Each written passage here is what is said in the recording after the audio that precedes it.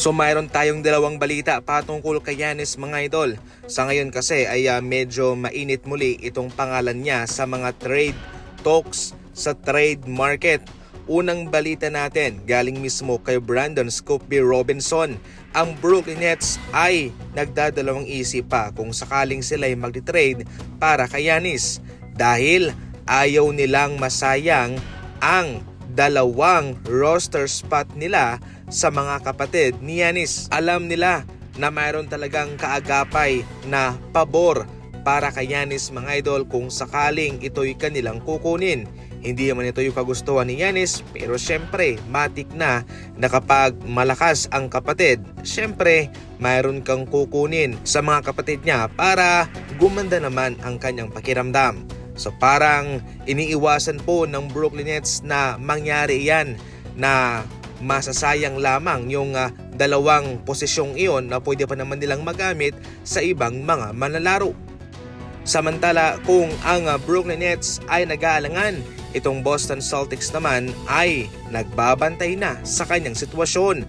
Ayon mismo kay Brian Windhorst, ang senior ESPN analyst, itong Boston Celtics ay payag na ibigay itong si Jaylen Brown para kay Giannis sa isang trade package.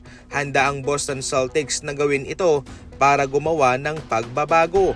Para sa kanila ay napapanahon na para bigyan ng ibang teammate si Jason Tatum. At why not si Giannis? Mayroong mataas na shot ang Boston Celtics dito mga idol, sapagkat mataas ang value nitong si Brown at magaling din siya.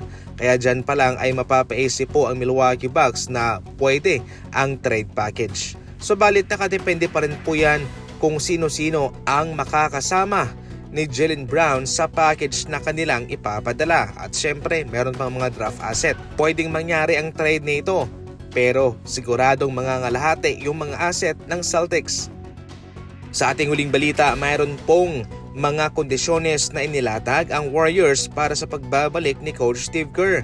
Sa ngayon ay marami ang gustong kunin si Kerr, pero ayon sa mga NBA insider, mayroong mataas na chance na ito'y babalik sa Warriors. Ito po mga idol ang mga kondisyones.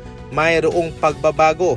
Nais po ng management na magbago ang Warriors sa kanilang pagdepende lamang sa tres. Dapat balanse sa loob, sa pinta, umatake sa ring. At dapat mayroong accountability sa mga manlalaro.